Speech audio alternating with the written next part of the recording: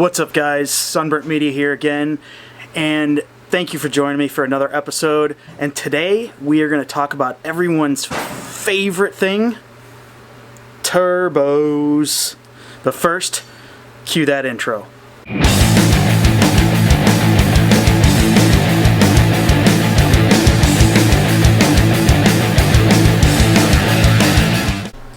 So we've got a few examples of turbos here. Now, in forced induction, when you have a vehicle's engine, there's two main types. You have superchargers and turbochargers.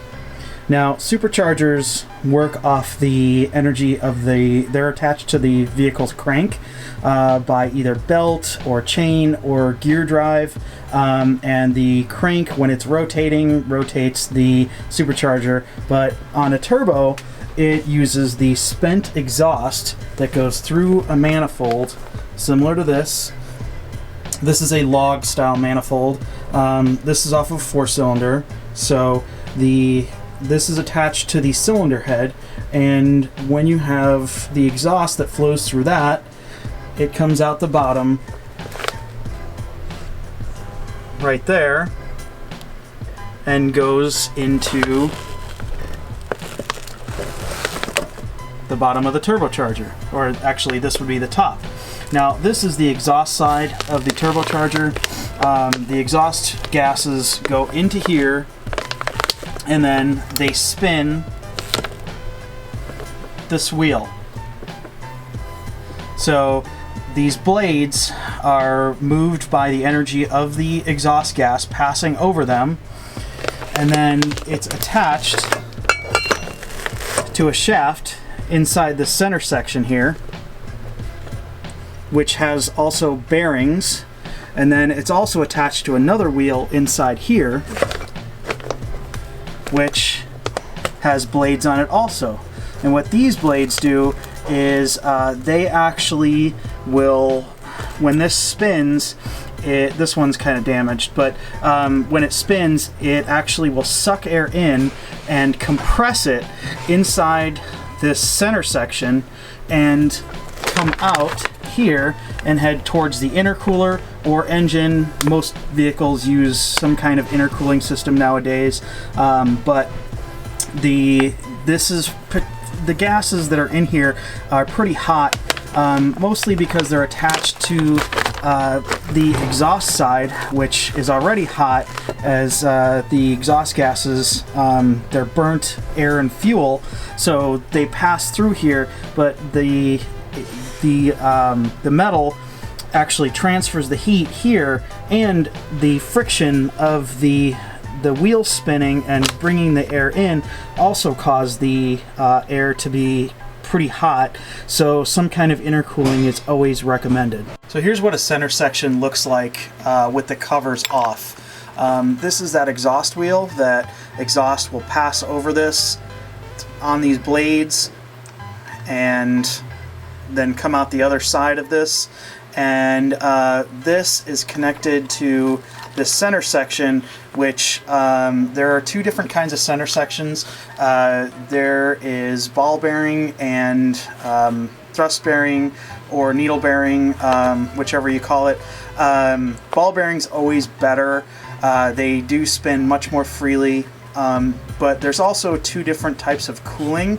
This one is specifically oil cooled, but it almost looks like there may be a port for water cooling as well. It doesn't make a huge difference. Smaller turbos tend to be water cooled as well, especially if they're factory turbos, which is good because they, as I said before, turbos get really hot, so it's good for them to be water cooled. So there is a shaft inside here that this is attached to, and then this particular example was destroyed by a 10 millimeter bolt that got trapped inside there, but you can still see what's the remnants of the impeller wheel. So when I spin the back side, the front side spins. So this is just an example for you. So yeah. So the exhaust on a turbo that's flowing through a turbo needs to be regulated somehow. And there's two different ways to do that. The first way, which is also the way that original equipment manufacturers or the factory regulates them, is with an internal wastegate. There's also external wastegates, and we'll talk about that later, but the internal wastegate is usually this kind of a diaphragm here that has this port here, which when it reaches a certain pressure, the diaphragm will contract and it will move this rod inwards, and then this little flapper door will move. And then on the inside,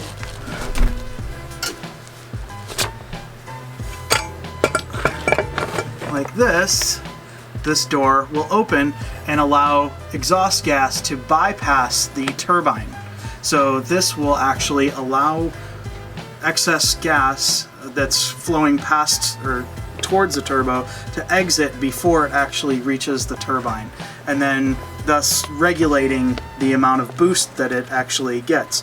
If this port is not big enough, or there's something malfunctioning in the turbo, it can cause a issue called overboost, which will create a boost spike and not very good for the engine. So this is an example of a tubular manifold where the turbo would sit here. This happens to be a divided entry manifold, which actually the exhaust pulses, they come through these ports, tends to spin up the turbo a little bit faster. But what we're going to talk about is this tube here.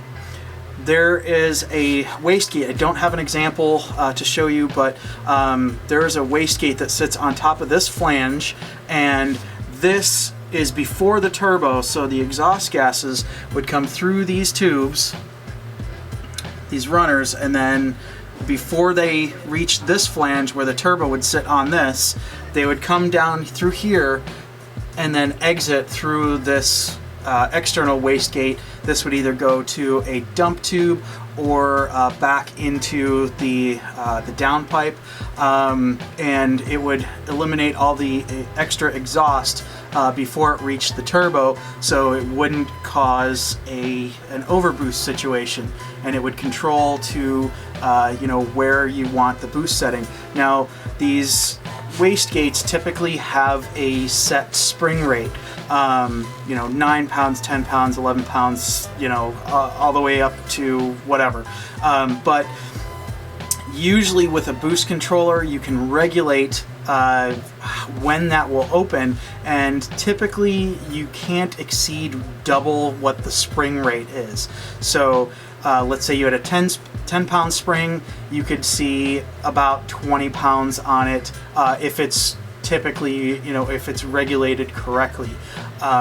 So you could theoretically overboost that still, but typically you only want to go double what the actual spring rate is. So with turbochargers, size matters. This is a decent sized turbocharger for a factory setup. Almost looks like it was the factory turbo off of a 1JZ. Could be wrong though, but this entry point and this turbine wheel size is how fast that turbo is actually going to get into boost depending on the size of the engine. Now, there are some factors at play.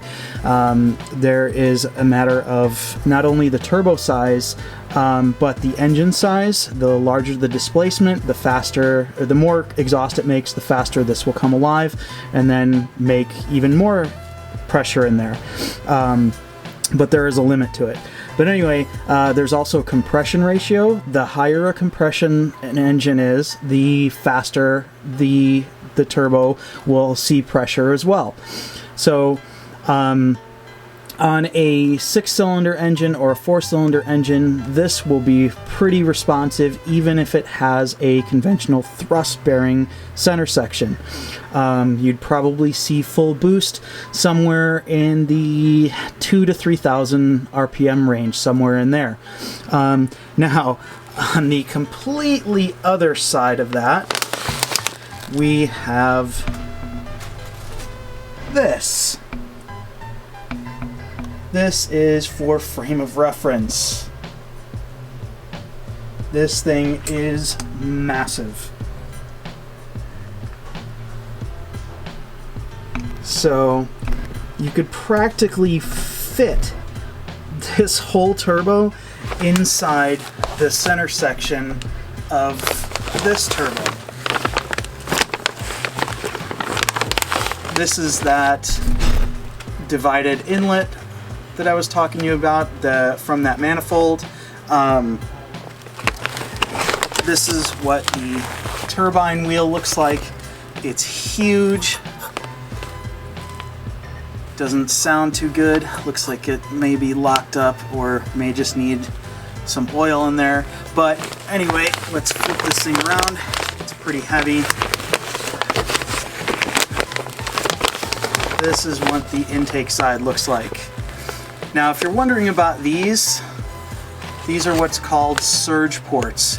When a compressor surges, when it's creating boost and sucking in air and sending it down through the top of it.